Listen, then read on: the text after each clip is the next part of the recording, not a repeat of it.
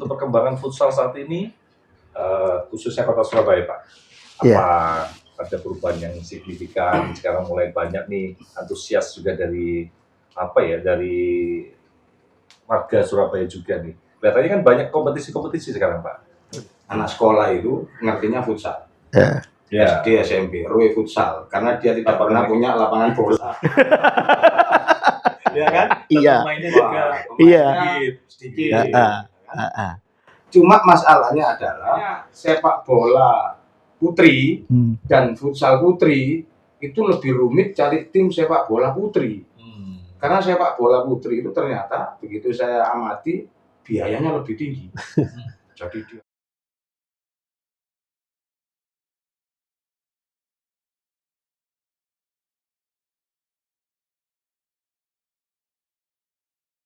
sepak bola, cabang olahraga yang penuh dengan cerita. Semangat dari pemain, supporter, maupun badan pembina. Surabaya punya cerita dulu. Malam hari ini, saya mendatangkan tamu spesial yang sangat luar biasa. Beliau adalah perwakilan dari PSSI Kota Surabaya. Selamat malam. selamat malam. Selamat malam, Pak. Selamat malam. Oke, sebelumnya saya akan kenalkan dulu ya. Yang ada di samping saya ada Pak Saiful Anwar. Beliau ini adalah Esko bidang sepak bola PSSI Surabaya. Dan sebelah depan saya ada Pak Dodi Rahmat Saleh. Beliau adalah Ketua Bidang Badan Tim Kota FK atau Asosiasi Futsal Kota. Dan malam hari ini juga spesial kita kedatangan dari Ketua AFK Surabaya. Selamat malam juga Pak Abdullah. Iya, selamat malam. Hari ini kita spesial menunya dari Jet Kopi, Pak. Ini spesial menu kopi yang luar biasa dari Jet Kopi. Saya tadi pesennya itu yang butterscotch kalau Pak Saiful kelihatannya kopi hitam ya. Kopi hitam. Kalau jenengan Pak Abdullah tadi apa? Kopi aren. Aren, kopi susu gula aren. Kopi susu gula. Lengkap ya. Lengkap. Ada susu. Iya. Dan rasanya luar biasa. Baik, ngobrol-ngobrol. Saya mau beralih ke Pak Saiful dulu, gitu. Pak, kegiatannya untuk jenengan di Esko PSSI Surabaya apa aja nih aktivitas saat ini? Aktivitas saat ini ya mengembangkan sepak bola Surabaya khususnya bersama teman-teman memperbanyak kompetisi supaya talenta-talenta itu bermunculan. Kita ini kan sering dicekoki teori ya bahwa dicekoki teori supaya sepak bola itu maju begini dan begitu, tapi jarang sekali orang yang mau melakukan. Ya, saya pikir terima kasih teman-teman yang saat ini berjuang untuk pengembangan itu sehingga mulai muncul Mas bakat-bakat baru, anak-anak yang berkembang di sepak bola Surabaya. Dan alhamdulillahnya lagi setelah 18 tahun perjuangan teman-teman di Exco ada saya, ada Pak Abdullah. Itu kita pernah ngomong insya Allah nanti di 2025 kita akan juara sepak bola. Alhamdulillah. Dan alhamdulillah setelah 18 tahun terwujud betul. Keren. Mengawinkan emas sepak bola dan futsal di Porprov. Di Porprov Jawa Timur yang Jawa Timur kemarin. Itu luar biasa. Jadi semangatnya jenengan tadi ya sudah dirancang sehingga impiannya terjadi. Alhamdulillah. Kayaknya dicatat langit saya melakukan. Keren. Oke. Untuk Pak Dodi sendiri kegiatannya di bidang AFK apa aja nih untuk saat ini, Pak? Kalau saya saat ini saya kan menjabat di Ketua Badan Tim Kota. Jadi kayak untuk pembentukan tim kota yang untuk Porprov kemarin kita bersama-sama sama teman-teman sama Pak Ketua juga membentuk tim. Akhirnya ya alhamdulillah kita mengikuti jejak dari sepak bola yang selama kemarin itu kita gagal mendapatkan tempat pertama ya Mas. Jadi lepas pada saat Porprov yang di Sidoarjo. Lepas akhirnya kita evaluasi itu ya mungkin dari evaluasi itu akhirnya kita menemukan jawaban harus pakai memang benar-benar pemain-pemain yang talentanya benar-benar luar biasa kan gitu. Selektif benar. Akhirnya kita memilih pelatih Coach Tino itu dan berkomitmen untuk memang benar-benar mewujudkan apa yang memang menjadi cita-cita AFK di kepemimpinannya Pak Abdullah. Alhamdulillah terjawab, diridhoi sama Allah. Bahwa kita akhirnya dapat tempat juga di Porprov kemarin yang di Malang. Seperti itu. Abdullah, untuk yang kemarin tim yang usia berapa ya kalau boleh tahu? Teman-teman yang untuk Porprov kemarin. Kemarin itu sekitar 19 ya. 19. Iya. U19. Iya, 19. Untuk perkembangan futsal saat ini, khususnya Kota Surabaya, Pak, apa Iya. ada perubahan yang signifikan? Sekarang mulai banyak nih antusias juga dari dari warga Surabaya juga nih. Kelihatannya kan banyak kompetisi-kompetisi sekarang, Pak. Betul. Futsalnya. Betul. Seperti apa perkembangannya? Jadi gini, ini kebetulan kan rekan-rekan ini juga kan menjadi bagian dari futsal Kota Surabaya ya. Dan sedikit banyak baik Pak Saiful maupun Pak Dodi itu merancang konsepsi, kalau bahasa kerennya itu roadmap dari futsal Kota Surabaya. Jadi memang ada beberapa hal itu vakum ya, bisa dikatakan vakum liga futsal Kota Surabaya. Baru kita rancang betul ya setelah Porprov itu bagaimana ini bisa tetap menjadi bagian empowering ya tetap menjadi empoweringnya, tetap menjadi base-nya untuk teman-teman melatih diri agar supaya 2 tahun kemudian itu tetap bisa mempertahankan. Nah, dari konsep kecil ini, diskusi-diskusi kecil ini akhirnya muncullah, wah ini harus ada liga, gitu. Liga ini harus berkesinambungan. Nah, alhamdulillah tahun kemarin tahun ini 2025 itu ada divisi 1 baru kelar kemarin. Divisi utama itu baru kelar kemarin, dilanjut ini divisi 1. Nah, tahun 2026 ini kita nanti akan rancang, ya kan sudah selesai nih nanti dua-duanya bagaimana ini bisa selesai, baru nanti kita rancang lagi. Dimulai nanti dengan liga anaknya. Sehingga liga anak, divisi 1, divisi utama itu ada semua. Nah, ini konsepsi pembinaan di futsal. Dan kami selalu tekankan begini, unik kan ketika bicara masalah, mohon maaf ya, sepak bola maupun futsal itu banyaklah beberapa faksi, ya kan? Khusus di futsal, kami mencoba semuanya katakan, ya kita harus menjadi satu kesatuan agar kita bisa menjadi kuat. Itu modal dasar, Pak. Nah, oleh sebab itu kita mencoba agar supaya ya dinamisasi perbedaan it's okay, tapi mari visi misinya kita satukan bahwa ini untuk futsal, untuk talenta Surabaya, untuk pembinaan yang akhirnya kita mendapatkan prestasi. Itu aja sih Mas. Itu konsepsinya. Ya beliau-beliaunya juga yang ini yang menjadi palang pintunya, palang pintunya ya beliau-beliaunya juga.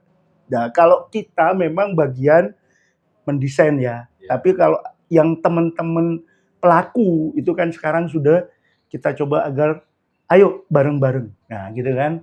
Ada pelatih yang tadi disampaikan, ya kan. Pemain di sini luar biasa banyaknya di futsal itu. Makanya kan ada bahasa, teman-teman itu turun ke bawah, kalau futsal Surabaya itu tidak dapat emas, itu aneh gitu bahasanya. Harus emas, karena jujur aja talentanya luar biasa banyak, Pak, gitu loh. Nah itu, kita kan hanya tertantang di situ. Nah, tinggal penataan, ya bahasa teman-teman yang tinggi-tinggi bahasanya, roadmap-nya gimana itu. Kalau kita kan sederhana, wes konsepsi pembinaannya ya seperti itu, monggo kita jalankan. Ya, dengan catatan satu, tidak ada faksi-faksi, tidak ada friksi-friksi dalam menjalankan konsep pembinaan untuk berprestasi. Titik. Itu. Luar biasa. Nggak boleh ada tekanan kanan kiri. Iyalah. Tapi kalau bilang Surabaya emang harusnya Surabaya jadi barometer sih Pak. Iya, Ya, sepak bola khususnya di wilayah timur ya. Iya, betul. Oke, kita akan masih ngobrol tentang futsal lagi Pak. Untuk pembinaan soal futsal biar berkembang di kota Surabaya, apakah diimbangi dengan fasilitas-fasilitas untuk supportnya? Untuk fasilitas saat ini seperti apa kira-kira Pak? Sudah memadai atau perlu ditingkatkan lagi? Iya, saya pikir kan ketika bicara persoalan fasilitas kan ada dua ya Pak ya.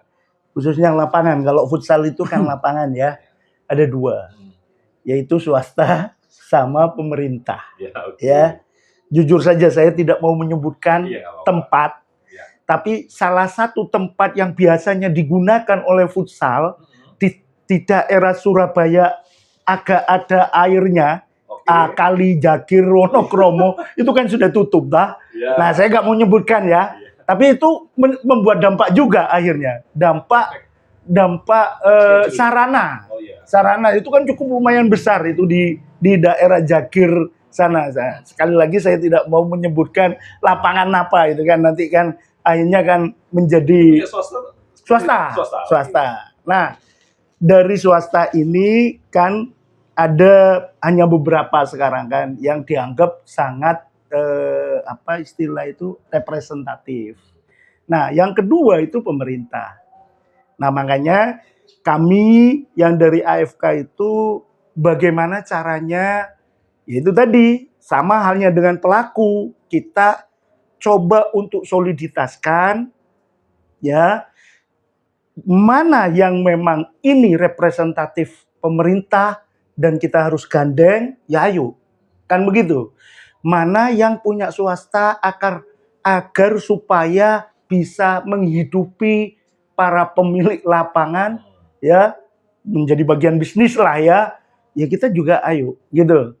Nah, tinggal seperti itu, Pak. Nah, tapi yang jelas kita hari ini mencoba untuk proporsional.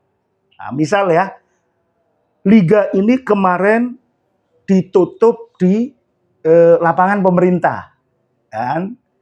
Nah, tapi selama prosesnya itu di lapangan swasta. Ya, sinergi. Nggih. Nah, dua-duanya ini sama-sama memberikan support gitu loh.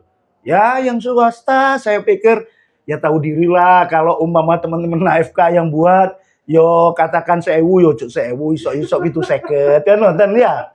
Ya pemerintah juga begitu. Supaya apa? So sama-sama jalan siklusnya. Kalau umpama iya kalau umpama terus oh gak iso 1000 yo 1000. Berarti kan tidak turut andil mencerdaskan bangsa. Bahasa keren ya.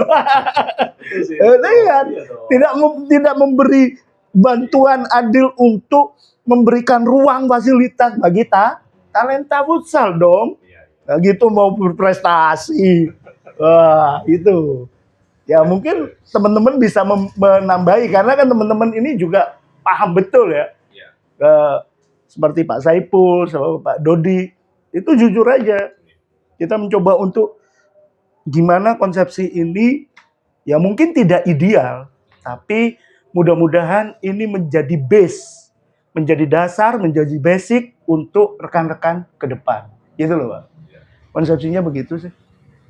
Saya tak ngopi dulu.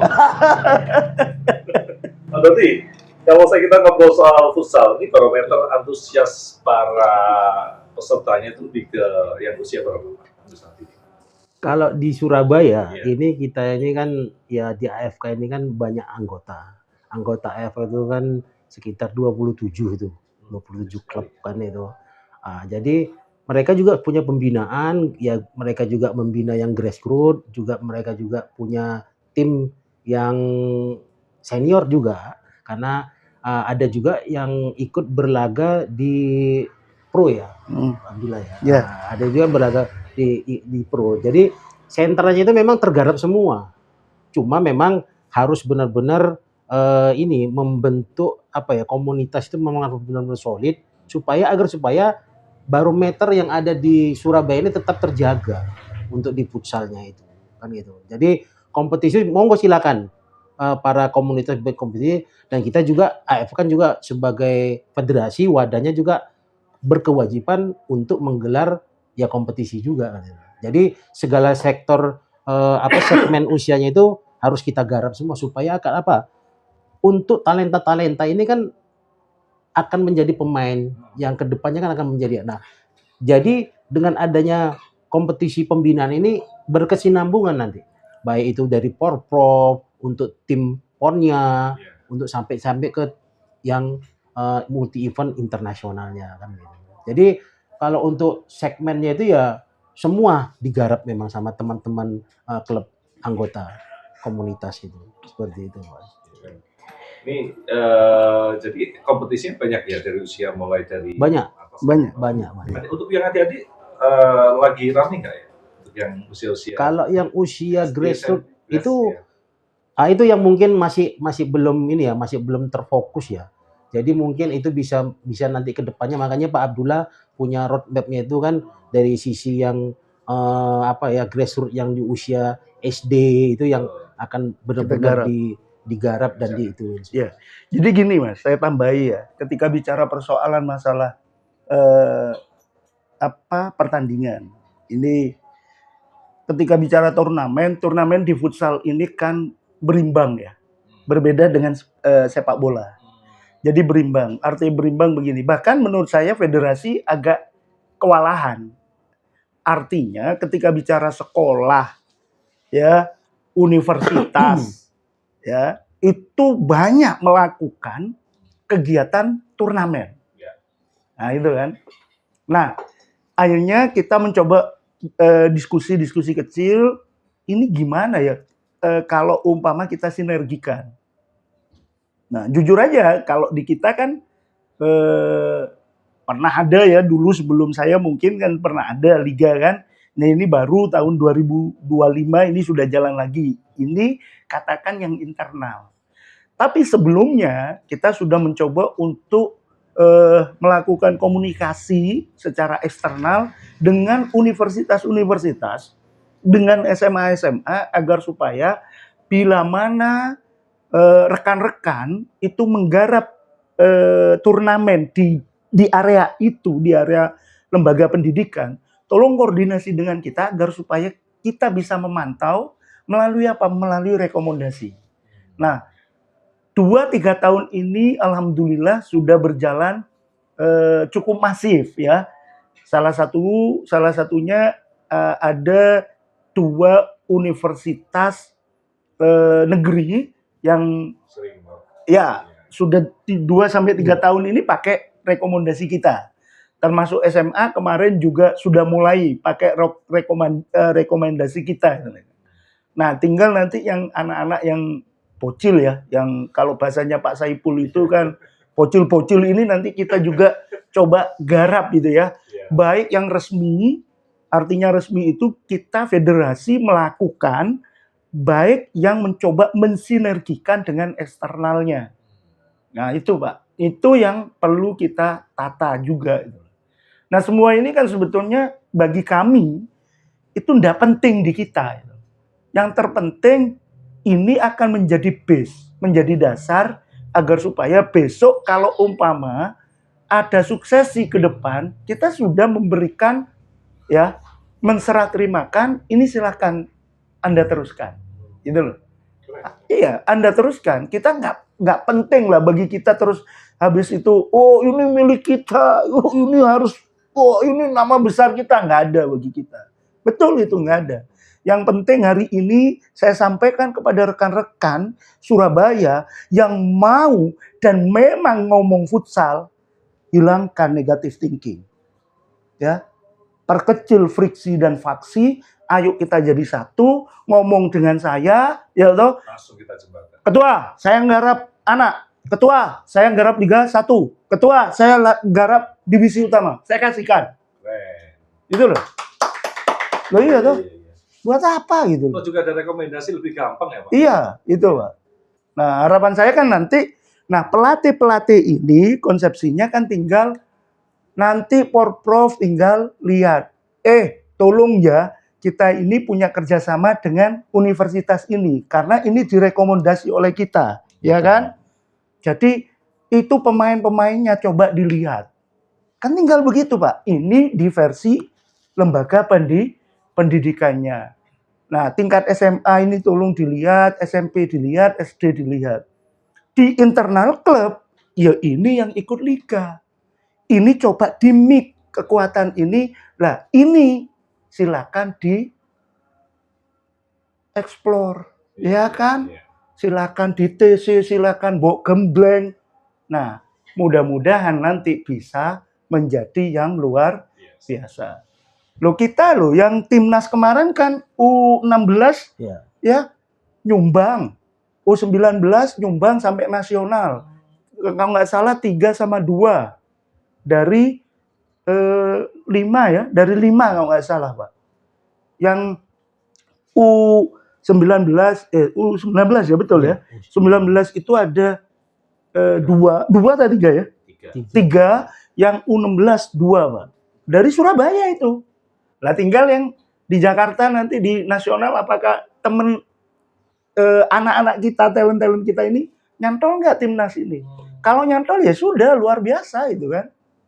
Itu loh maksud saya, berarti artinya pembinaan yang dilakukan oleh teman-teman futsal, stakeholder yang ada di Surabaya itu sudah pada posisi yang benar.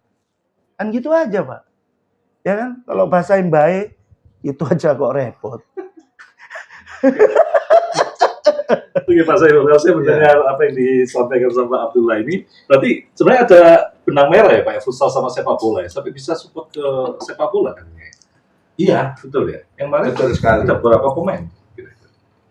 Karena begini, Iya, gimana? sampai saat ini kan kalau kita mau jujur, akhirnya saya ngomong karena palang pintu, kata Pak Bola palang pintu. Kereta ya, palang pintu. Anak itu sesungguhnya kebiasaan main bola dan juga kebiasaan main futsal. Seperti yang disampaikan oleh Pak Abdullah tadi, anak yang naik ke timnas di TC di timnas sekarang itu kan sekolahnya di SMK 2 itu. Iya, iya. Nah, salah satunya ya, namanya siapa itu lupa saya. Karena dulu pernah main di Maestro. Ini anak biasa main bola ini. Cuma mungkin takdirnya dia bersinar di futsal lewat sekolahnya. Iya. Sesungguhnya sebenarnya bagus sekali antara futsal dan sepak bola itu. Makanya kalau pembinaan itu berjalan berkesinambungan, saya yakin sekali itu sepak bola dan futsal pasti akan terus berprestasi. Amin. Karena basicnya sama, kode-kodenya dobal. Kode-kodenya dobal. Dan futsal ya bola. merebut bola. Satu yang lebih pernah gawang itu kok doa Iya. Itu kan. Dan kembali lagi yang disampaikan Pak Abdullah itu saya tambahkan. Jadi sekarang itu sesungguhnya naiknya frekuensi futsal itu luar biasa. Anak sekolah itu ngertinya futsal. Ya. SD, SMP, RW futsal karena dia tidak pernah punya lapangan bola. Ya kan? Iya. Pemainnya juga. Iya. Sedikit. Ya, Cuma masalahnya adalah lapangan ketersediaan itu menjadi kurang. Betul. Sebenarnya itu yang lucu kan. Klub ada 27 tapi lapangannya ono 4. Akhirnya jadwalnya gantian kan gitu kan.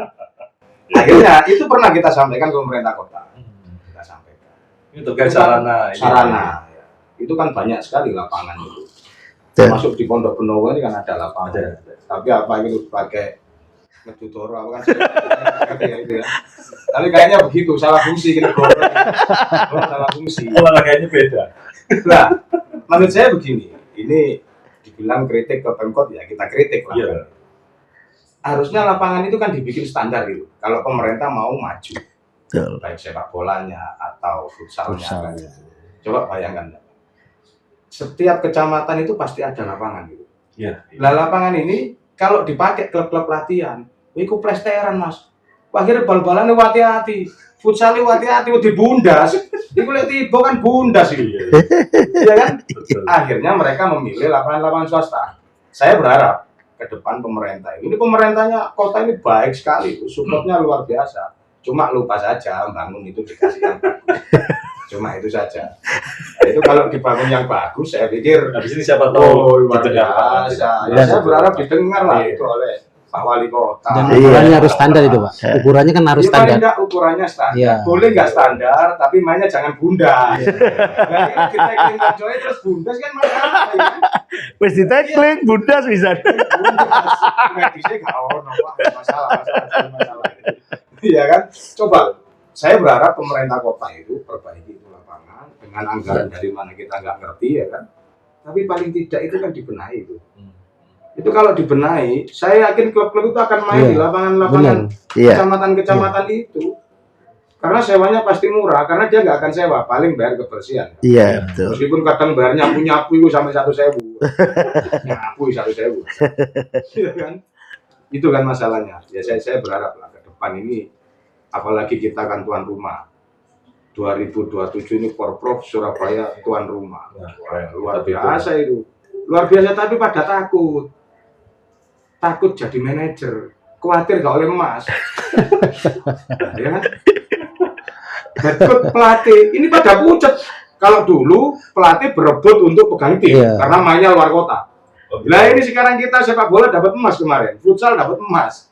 Bayangkan. Mempertahankan ini. Mempertahankan pelatih ditunjuk itu pucet sekarang. Bisa itu enggak ada. Apalagi manajer ya kan. Namanya ada dua. Tuan rumah sama kemarin sudah emas. Iya. Beban. Waduh, ya kalau orang bilang keren kan, Surabaya 2027. Welcome kota-kota lain. Anda main di sini. Tapi kita yang di dalam ini kan pada pucet. Pelatih pucet, manajer pucet. Federasi itu juga pucet. Tanya Pak Abdullah. Federasinya pucet, takut nggak dapat emas. Wah, itu netizennya pucet luar biasa. Insya Allah dapat lah nanti ya Pak ya. Loh, bukan insya Allah. Kalau ya. insya Allah ini nanti Tuhan ragu-ragu. Kita harus pasti, harus yakin bahwa 2027 dapat emas. Cuma proses itu kita lakukan itu. Makanya kan kita tata sekarang, gitu loh. Ya kan, penataannya tadi itu. Ketika bahasa roadmap-nya lah, konsepsinya ya seperti tadi itu. Pak, saya tuh melihat lapangan-lapangan yang ada di taman kota itu ada loh Pak. Kenapa itu nggak dimaksimalkan juga ya Pak? Lah, di mana? Di depannya kantor gubernur itu TA Taman Apsara itu ada loh tempat futsal. Tapi kebanyakan yang pakai malah teman-teman yang kampung. Lah, itu gimana? Itu tadi kan sudah dijelaskan sama beliaunya. Itu nanti kita tanya ke pemerintah kota. Nah, kan bagus itu Pak, bagus yang di Taman Yang menarik lagi itu lapangan ini bisa beralih fungsi jadi gendaan kan masalah ya. Lalu kayak cucu kita ini kan lapangan BP Karang. Iya.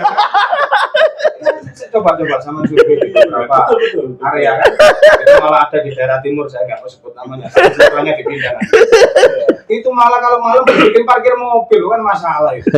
Iya. Bikin parkir mobil, jemur ya kan. Nah, yang dijemur pakaian bagus tidak masalah anak main bola di situ atau main futsal. Sing dijemur itu segitiga. Kalau kono ke center pol wah masalah. Itu saya pikir pemerintah harus benahi. Kalau Mas itu menarik. Ya, jadi sebetulnya awal kita jadi pengurus Pak, kita mencoba untuk audiensi ya pada saat itu. Kita itu punya konsep begini awalnya itu. Bagaimana Surabaya ini menjadi kota futsal. Futsal adalah Surabaya, kan begitu.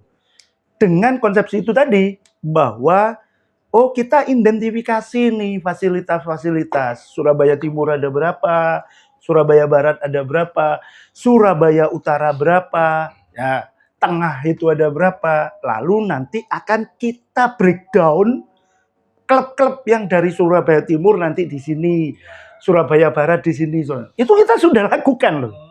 Tapi ya sekali lagi yang disampaikan tadi oleh rekan-rekan, yang pertama memang ukuran, dengan terus habis itu standarisasi lantai. Itu yang menjadi bagian istilahnya bahwa ya evaluasi ya ini kalau umpama latihan di sini juga tidak standar gitu loh. Makanya pilihannya akhirnya ya terpaksa ke swasta gitu kan. Nah, kalaupun ke pemerintah ya harus ke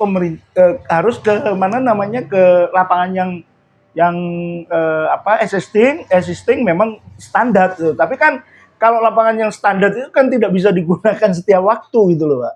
Gitu. Artinya kalau nggak ada momen itu nggak bisa. Nah itu makanya kan kalau memang ke depan itu saya sepakat dengan Pak Saiful bahwa kita ini sebetulnya luar biasa loh. Luar biasa. Artinya lapangan itu semuanya ada di Surabaya, mana saja ada gitu loh. Di Taman Kota ada. Tapi ya mudah-mudahan nanti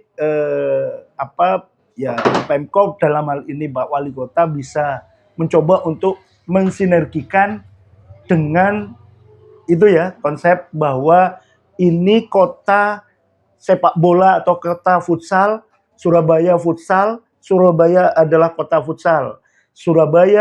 Futsal adalah Surabaya. Nah, konsep itu dulu kita pernah sampaikan. Tinggal ya tadilah bahwa harus diperbaiki, ya kan? Baru nanti bisa sinergi betul itu. Artinya apa? Satu pasti biaya, ya kan? Pasti biaya. Terus yang kedua kemudahan anak latihan. Karena kan pasti tersentral, Pak. Karena kita pada saat itu membawa konsep bahwa Surabaya Timur, klub Surabaya Timur, yuk kamu latihannya nak kene gitu loh.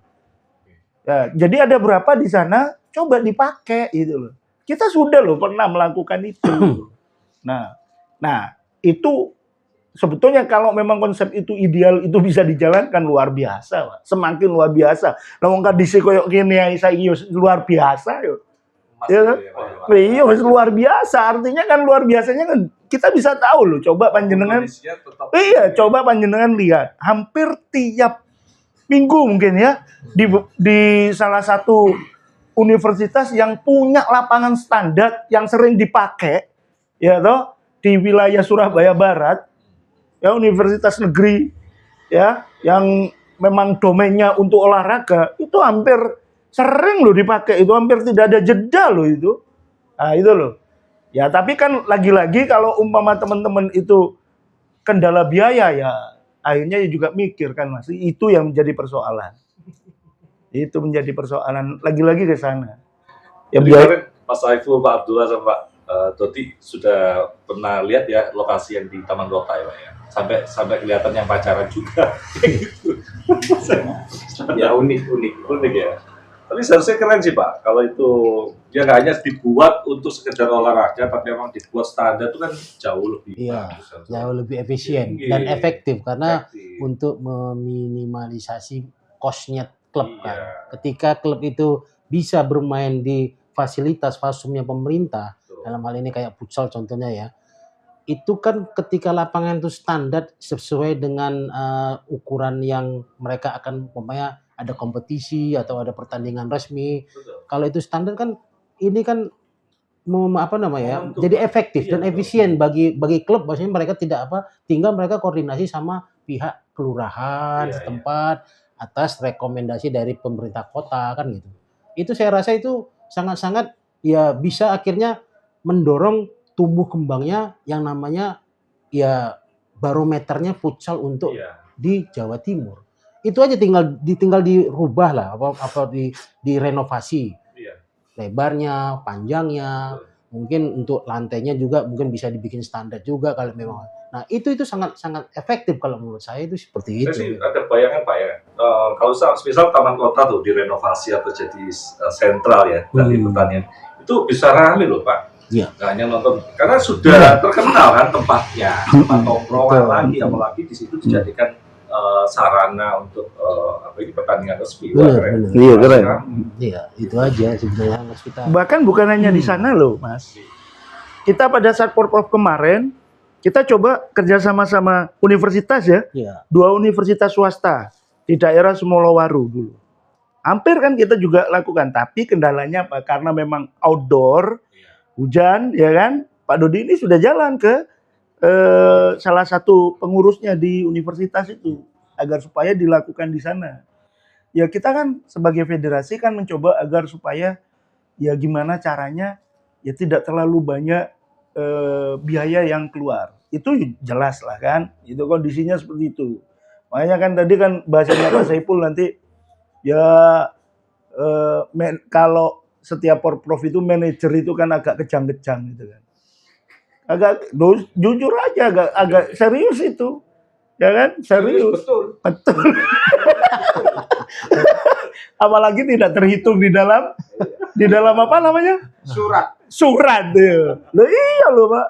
Tidak terhitung di dalam surat. Jadi tidak ada pembiayaan untuk manajer loh. Keberadaannya cuma tersirat. Tersirat, Tapi tidak pernah tersurat. tidak ada tersurat ya.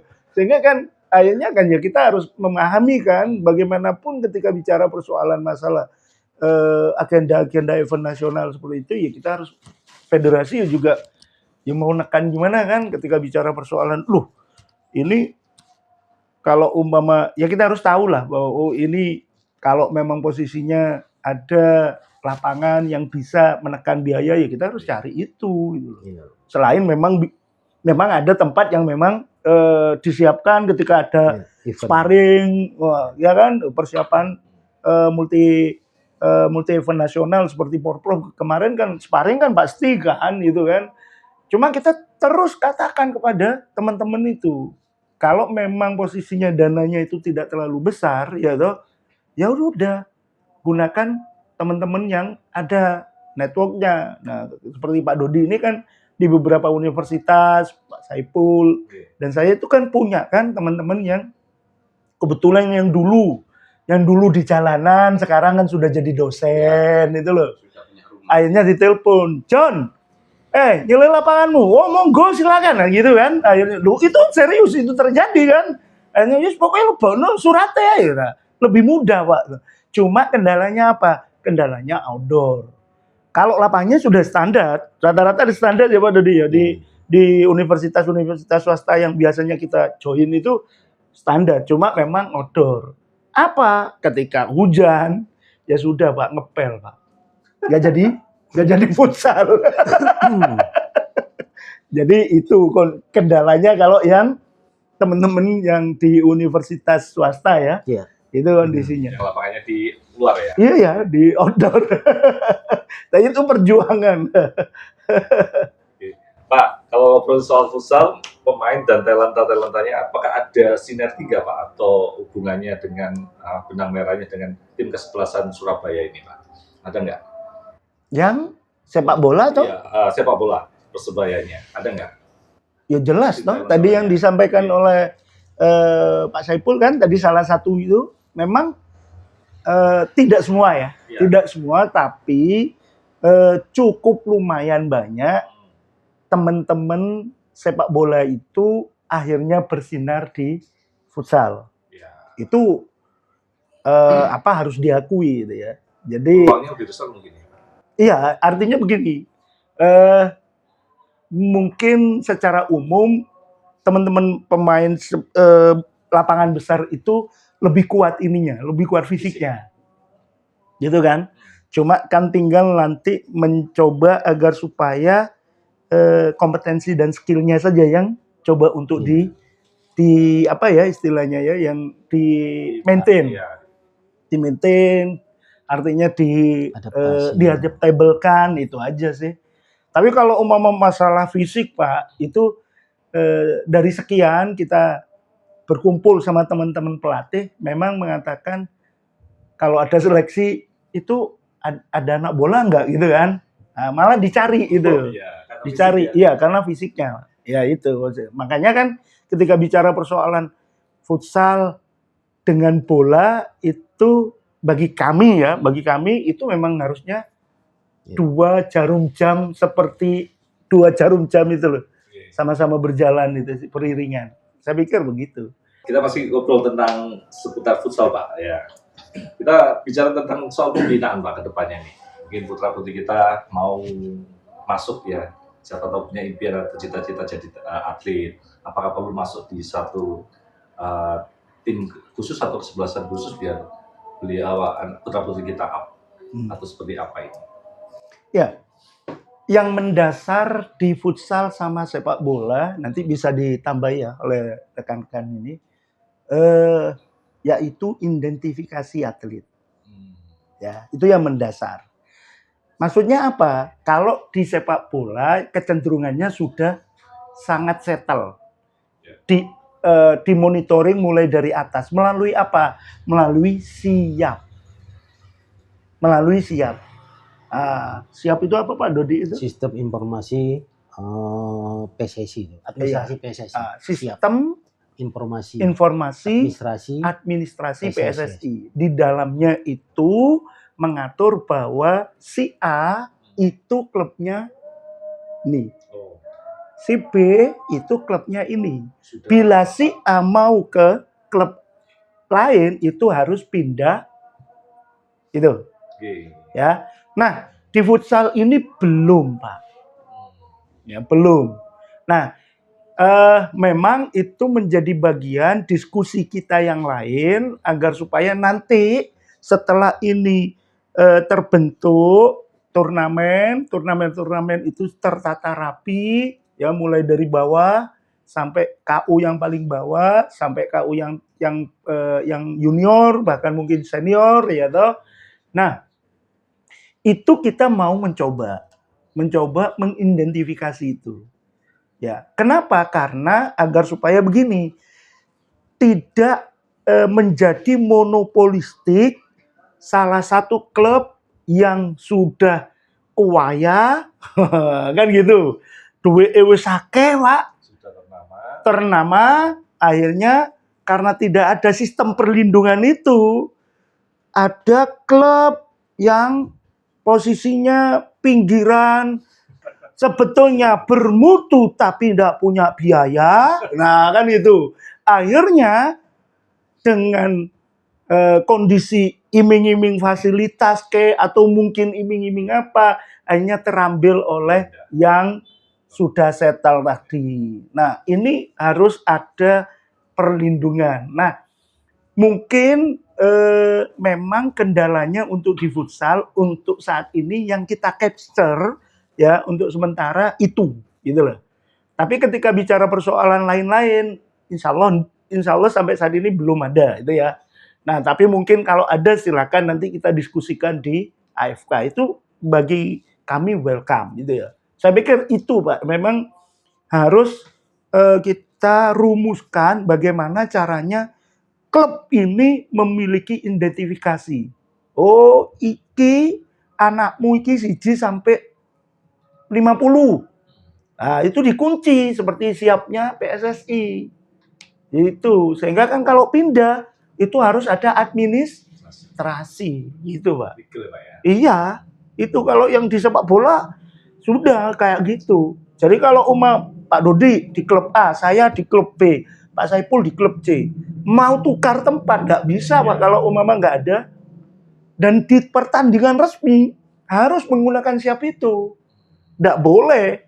Terus tiba-tiba klub A menggunakan 1, 2, 3 yang beda apa siapnya beda, nggak dirubah dulu, nggak bisa Pak. Itu jatuhnya diskualifikasi. Nah, futsal belum akhirnya gegeran. Dan akan rencana. Rencananya memang kita coba identifikasi itu. Cuma kan akhirnya kalau bukan dari pusat, akhirnya kan parsial Pak. Tapi tetap kita akan coba itu nanti. Kita akan coba rapikan seperti itu. Agar supaya ya merata lah, ada perlindungan bagi klub-klub itu. Saya pikir begitu. Wah, keren nih. Jadi kalau emang sih kalau setahu saya kalau di sepak bola khususnya ya perlindungan tuh ya untuk para pemain yang sudah terdaftar jangan sampai direbut atau diiming-imingi sama klub lain ya. Betul. Iya sih kasihan kalau yang klub yang baru berintis Pak Saiful ya. Betul. Tiba-tiba nemu talenta bagus, pindah ke sana karena ya sebuah nama. Pak, oke. Saya mau ngobrol nih, mau tanya nih, ada nggak Pak dulu kesan atau cerita yang sampai sekarang masih keinget tuh, susah senangnya waktu nggak tahu bikin kompetisi atau apa? Mungkin Pak Saiful atau Pak Dodi ada hal yang berkesan nggak? Atau yang apa yang bikin sesuatu yang susah bikin sebuah kompetisi apa itu yang bikin susah? Wah, banyak. Banyak sekali. Apa ya? Dulu kompetisi di Surabaya ini kan sekali lagi ya, yang disampaikan Pak Abdullah itu benar. Jadi hanya manut dengan pusat. Jadi dalam 1 tahun itu kompetisinya cuma Suratin. Hanya kita mikir Suratin itu kan harus disaingi sama Suratmo. Jadi, kalau ini Suratin terus ini kan masalah kayaknya. Nah, dari situ kemudian teman-teman diskusi, yuk kita bikin kompetisi misalkan. Liga Progresif lahir di situ. Kemudian ada Liga Surabaya lahir di situ. Meskipun terdahulunya ada Liga Persebaya. Nah, itu kita di federasi semua kita dorong untuk berkompetisi. Karena semakin banyak kompetisi, semakin banyak menit bermain yang didapat oleh anak. Betul. Dan saya lupa itu yang disampaikan oleh federasi pada saat laporan di Kongres itu, kalau nggak salah dalam 1 tahun itu sampai saat ini lebih dari 3.000 menit kalau nggak salah ya, dalam sebelum 1 tahun ini. Dan itu luar biasa sekali, perkembangan sepak bola di Surabaya luar biasa sekali. Semua sumbangsinya besar, baik Progresif, Liga Surabaya, Liga Persebaya, luar biasa. Dan kami berkeinginan ada kawan-kawan lagi yang bikin, itu malah bagus lagi. Misalkan ada Liga Progresif, Liga Surabaya, Liga Persebaya, ada lagi misalkan Liga apa itu, Liga Kota atau Liga pinggiran ya. Itu kita persilahkan sepanjang mendapat rekomendasi dari federasi. Kenapa harus mendapat rekomendasi? Kita tertibkan secara administrasi. Jangan sampai ini mengadakan kompetisi, kemudian ada apa-apa, kemudian federasinya yang kena. Tapi federasi nggak pernah membatasi siapa saja yang bikin kompetisi. Karena membuat kompetisi itu semakin berkembang minat dan bakatnya anak-anak. Kalau dulu Mas, saya punya anak usia 10 tahun itu nunggu supaya berkompetisi, itu nunggu 13 tahun. Jadi anak saya 3 tahun harus nyaduk-nyaduk bal aja. Oh iya, iya kan? betul. Nyaduk, mari ngono belenger ya kan? Belenger karena harus nunggu 13 tahun baru dia berkompetisi di Suratin. Itu pun kalau klubnya terdaftar di federasi. Kalau nggak terdaftar, Sia-sia. ini kan jadi klub kacau ini kan.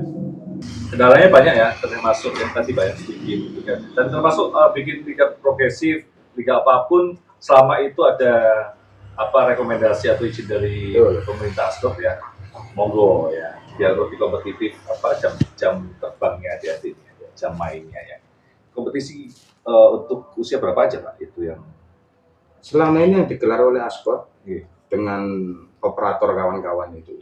Jadi usia 13 tahun, 15 tahun, 17 tahun itu baru dilahirkan.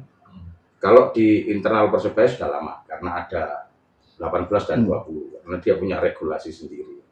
Tapi untuk teman-teman yang selain ada di dalam internal Persebaya itu baru tahun ini kayaknya menggelar usia 17 tahun. Dan itu animonya luar biasa. Animonya luar biasa. Mudah-mudahan di tahun-tahun depan itu lebih banyak ya. Karena memang begini, usia transisi itu kan susah. 15 tahun masih suka main bola, 17 tahun sudah mulai kenal pacaran. Sementara kompetisinya nggak ada ini. Maka teman-teman operator progresif waktu itu mengusulkan kepada federasi, mereka menggelar usia 17 tahun. Cara berpikirnya sederhana sekali teman-teman. Jadi gimana caranya usia 17 tahun ini memang menjadi analisis sendiri ketika bermain di Porprov. Dan kayaknya di usia 17 tahun ini ujiannya paling berat. Mulai kenal warung kopi, wifi-an, HP ini miring, ya. Akhirnya kan main bolanya susah. Kenapa susah? Karena nggak ada wadah kompetisinya kan itu kan. Tapi semenjak ada wadah kompetisi itu, akhirnya meskipun awal-awal kemarin saya lihat itu karena saya terus di lapangan ya, jadi bal-balannya campur ngantuk karena malam minggu melean, wifi-an, tapi tidak apa-apa, itu akan dibenahi mentalnya oleh pelatih. Insya Allah ke depan kayaknya animonya luar biasa, apalagi menjelang Porprov di 2027 Surabaya sebagai tuan rumah itu. Jadi yang U17 ini yang memang harus dipantau. Jadi karena di 2 tahun nanti dia usia 19 tahun dan itu yang disiapkan untuk menjadi skuad di Porprov nanti. Dan itu mulai muncul luar biasa. Kalau kemarin itu ada alumni Porprov 3 anak ya yang sekarang ada di Persebaya itu. Angkatannya Sadida, Jaya Amru dan siapa lagi itu, Seva atau siapa itu pemain belakang itu. Itu kemarin alumni Porprov yang kemarin. Dan insya Allah lah nanti kompetisi-kompetisi ini jalan dan akan terus berkembang, itu kita yakini dulu, karena yakin itu modal awal. Iya. Persoalan nanti di perjalanannya ada pertengkaran, itu kan biasa. Pertengkaran pikiran, pertengkaran gagasan, pertengkaran ide. Dan alhamdulillah federasi akhir-akhir ini, baik PSSI dan futsal itu sering bertengkar. Dan sering saya sampaikan ya harus bertengkar, karena kalau nggak bertengkar kita nggak akan maju. Jadi rumusnya kita mau maju ya harus bertengkar. Kalau diem-diem Anda nurut saya semua, ya saya manfaati Anda kan. Perusahaan. Perintah saya, tunggu perintah, selesai. Tapi kalau bertengkar, Iya. maju, maju. Yang satu mau nitip pemain, yang satu nggak mau dititipin, kan tengkar itu. Nah, karena tengkar itu, kemudian alhamdulillah muncul pemain-pemain yang bagus. Jadi kalau memang main bola, itu outdoor anaknya pasti nggak takut hitam. Tapi kalau main futsal itu anak-anak yang agak-agak mikir lebih ireng. Ya kan? Itu beda nih.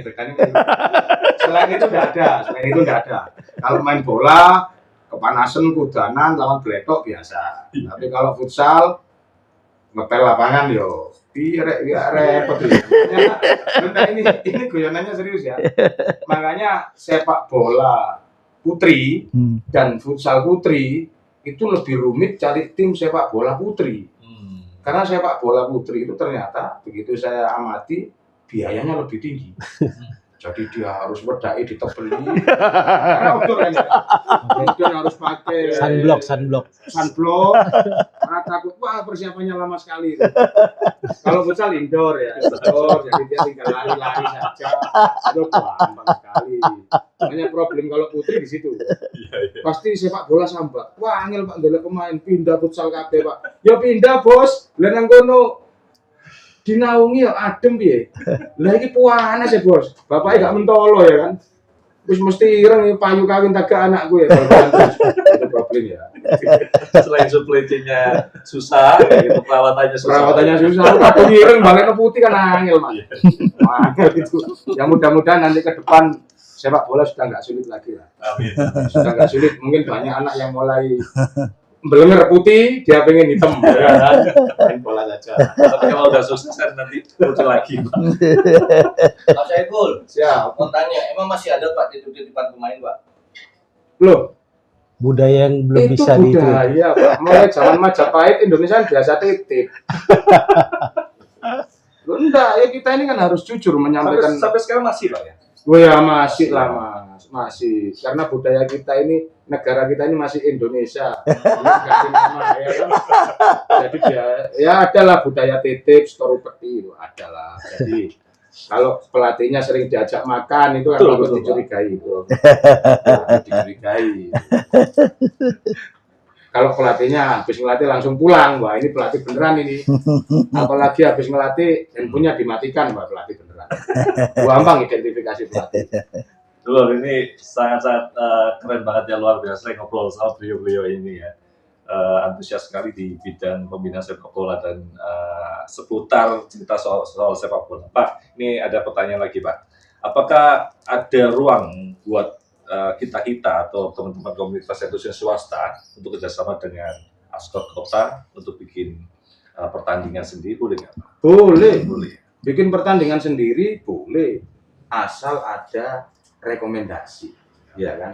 Lah rekomendasi ini nanti kenapa harus ada rekomendasi? Dan itu nggak berbayar, jangan takut berbayar. Nggak berbayar minta rekomendasi. Nanti kalau berbayar ngomong sama saya. Tapi nanti ada kewajiban menggunakan perangkat pertandingannya dari federasi. Kan itu kan? Lebih aman juga. Ya. Betul, supaya wasitnya itu berfungsi dengan baik. Nah kalau 2-3 tahun lalu wasit-wasit ini resah Mas. Ya. Jadi punya lisensi, mimpin jadi wasit, nunggu suratin ya. Nunggu suratin. 13 tahun lagi. Nah ini sekarang banyak kompetisi, akhirnya kurang SDM sekarang. Ya. SDM-nya kurang. Itu. Sekarang federasi lagi berpikir gimana caranya memperbanyak perangkat pertandingan, ya wasit, ya matchcom itu mungkin dalam waktu dekat akan ada pelatihan-pelatihan ya, ada lisensi. Kalau yang kemarin resahnya di situ, habis ngurus lisensi, punya lisensi, tapi dia jarang sekali mimpin pertandingan. Oh, Akhirnya ya itu takkan. kayak wasit petok D ya. lisensi petok. Wah, dia. lisensinya petok D, wah, dibawa main di itu kan. Tapi sekarang alhamdulillah enggak lah.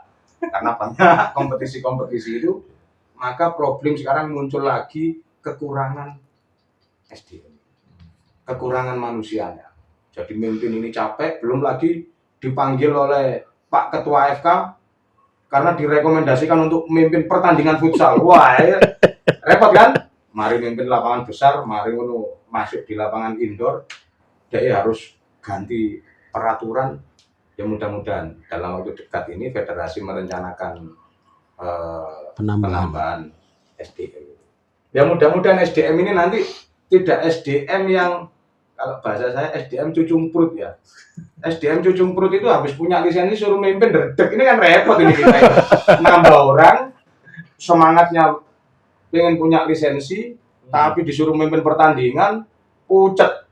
Diteriaki, "Woi, wasit." Wis pucet wae repot ini, Pak. Mudah-mudahan nanti itu pentingnya. Saya berterima kasih kepada kawan-kawan operator Liga Progresif yang merencanakan Liga Bocil ya, Liga anak usia 10 dan 12 tahun itu di awal-awal tahun kayaknya. Mungkin setelah nanti ada lisensi wasit ini mereka coba bisa ditugaskan di Bocil ini. Kalau Bocil kan nggak terlalu resiko kan, teriakannya nggak besar. Paling ya cuma nanti anaknya dikit-dikit ngelak, minggir, minta minum ya kan. Itu aja. Tapi kalau yang 17 tahun itu, waduh Mas, itu sudah bisa intervensi wasit itu. Kalau bocil-bocil mungkin ini mak-maknya aja nanti Iya, intervensi. Bahkan wasitnya itu karena ganteng, pemainnya sewangar, wasit itu wedi, dibendengi pemain, masalah itu. Masalah itu. Baik, terima kasih banyak atas waktunya Pak Saiful, Pak Dodi, dan Pak Abdullah. Wah, senang banget nih. Hari ini materinya daging banget ya, dulur soal seputar sepak bola maupun futsal. Saya banyak terima kasih karena beliau ini susah banget untuk datang ke sini dan alhamdulillah meluangkan waktu dan tenaganya untuk datang dan pikirannya untuk bisa hadir di tamu spesial kita. Oke, terima kasih Pak. Sebelum kita akhiri acara kita, ada mungkin mau disampaikan kepada rekan-rekan yang ada di luar sana, Pak Saiful, Pak Dodi, dan Pak Abdullah, saya persilakan. Saya mungkin ada di sini atas nama Exco PSSI Kota Surabaya. Jadi saya berharap tim-tim yang ada di Surabaya, yang anggota-anggota ASKOT itu tidak ragu lagi untuk berkompetisi. Jadi ayolah kita ini sama-sama mengembangkan sepak bola Surabaya. Sudah tidak zamannya lagi kita itu ada golongan A, golongan B, golongan C. Sudah tidak musim lah itu. Sudah tidak musim. Karena tradisi itu harus hilang. Cara berpikir itu harus hilang. Karena semuanya ingin mengembangkan sepak bola di Surabaya. Dulu itu memang begitu Mas. Jadi ada kelompok A, kelompok B, kelompok C. SIM-nya beda-beda ya. Tapi sekarang alhamdulillah sekarang mulai tumbuh, berkembang, kita menyatukan frekuensi, cara berpikir, ya apa caranya sepak bola Surabaya ini maju, dan alhamdulillah kami sangat berterima kasih pada pemerintah kota Surabaya, Pak Wali Kota, Kadispora dan lain-lain yang terus mendorong, mensupport perkembangan sepak bola dan futsal di Surabaya. Tentu ada kekurangan-kekurangan yang harus kita diskusikan terus dan tidak berhenti. Sehingga kami berkeinginan suatu saat nanti insya Allah dalam waktu dekat Surabaya akan menjadi kota sepak bola nasional dan itu menjadi harapan dan cita-cita kita bersama. Terima kasih dulur. Monggo yang lain. Monggo Pak Dodi yang mau disampaikan. Kalau saya sih lebih menitik beratkan ke yang usia-usia grassroots ya. Jadi kalau saya menghimbau ini para pendamping sebenarnya. Pendamping itu dalam arti supporting dari wali muridnya. Nah, pada saat mereka itu berkompetisi, bertanding di lapangan itu janganlah ada teriakan seperti menjas wasit, menjas pelatih atau menjas pemainnya. Itu sebenarnya support bagi pertumbuhan kualitas skill dari pemain tersebut. Contohnya begini, kamu itu harusnya kayak gini, Syed, harusnya begini, jangan. Jadi sepertinya itu yang harus diluruskan dari para wali murid yang dia mendampingin anaknya, mengantar anaknya dalam pertandingan. Nah, suara-suara itu yang harusnya mensupport yang lebih ke arah positif, kan gitu. Nah, kebanyakan sekarang ini masih belum bisa diantisipasi sama wali-wali murid ketika dia mengantar anaknya untuk, karena ketika anaknya itu bertanding, dia dinakalin lah, maksudnya itu langsung spontanitas.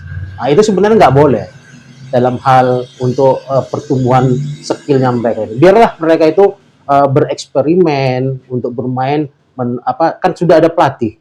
Nah, pelatih lah yang akan mengarahkan. Nah, itu yang kalau saya sih seperti itu. Jadi harapan saya itu ya, marilah para wali murid supportlah anaknya, pemain tersebut, dalam arti yang positif di rumah, umpamanya kayak istirahatnya, terus masalah gizinya, itu yang apa. Tapi kalau di lapangan ya sudah, supportnya itu dalam batas hal kewajaran saja, karena sudah ada pelatih, dan juga ketika wasit umpamanya keliru dalam hal memutuskan suatu untuk pelanggaran, itu kan sudah ada istilahnya komite yang menilai kinerja wasit. Saya rasa seperti itu. Baik, terima kasih Pak Dodi. Mungkin Pak Abdullah ada yang mau disampaikan? Saya closing statement-nya kan sudah lengkap ini ya. Jadi saya agak bingung sebetulnya. Cuma saya sepakat dengan Pak Saiful ya terkait stakeholder, para pelaku di futsal maupun di sepak bola. Ini zaman yang sudah berbeda. Mari kita satukan visi misi ya. Kita tekankan kebersamaannya. Jare wong Surabaya kan sak duluran. Berbeda oke. Tapi kalau sampai perbedaannya itu akhirnya menghambat ya toh kesatuan aksi dan visi, maka lebih baik kalian yang punya paradigma seperti itu tinggal saja di rumah. Jangan menjadi satu kesatuan pelaku futsal dan sepak bola. Saya sepakat bahwa berbeda boleh. Tapi kalau sampai akhirnya ya faksionis, fiksi, ya toh, fraksi ini akhirnya menjadi penghambat, tolong pikirkan perjuangan anak-anak bangsa, khususnya Surabaya. Yang kedua, saya juga sepakat dengan Pak Dodi, cuma lebih kepada, orang tua, kalau ambisi boleh, tapi tetap rasional. Biarkan anak yang memilih. Jangan sampai memaksakan kehendaknya, ya toh, apalagi dengan cara-cara yang tidak sehat. Nah, tadi kan juga disampaikan kan oleh Pak Saiful sampai akhir nitip, ya toh.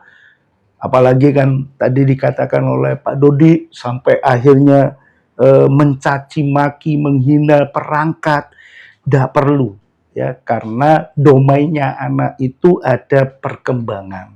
Domainnya anak itu ada di diri Anda, wahai orang tua, wali, atlet. Sudahlah, percayakan anaknya untuk tumbuh kembangnya, jangan pernah intervensi ambisi Anda dimasukkan kepada anaknya, kasihan. Itu ya. Dan yang terakhir, setuju dengan Pak Saiful, matur nuwun sangat kepada teman-teman Pemkot ya, dalam hal ini wali kota, Dispora yang sampai saat ini kita tetap bersinergi. Mudah-mudahan ke depan semakin luar biasa. Saya pikir itu dari saya untuk closing statement-nya. Terima kasih. Baik, terima kasih atas kedatangannya Pak Saiful, Pak Dodi, dan juga Pak Abdullah. Sehat-sehat selalu dan semoga sukses selalu. Amin. Terima kasih banyak sudah hadir di sini. Waktu dan pikirannya luar biasa sekali dulu ya. Kita banyak sekali obrol tentang sepak bola dan pembinaan futsal di Kota Surabaya. Oke, terima kasih dulu. Kita akan saksikan tamu spesial berikutnya.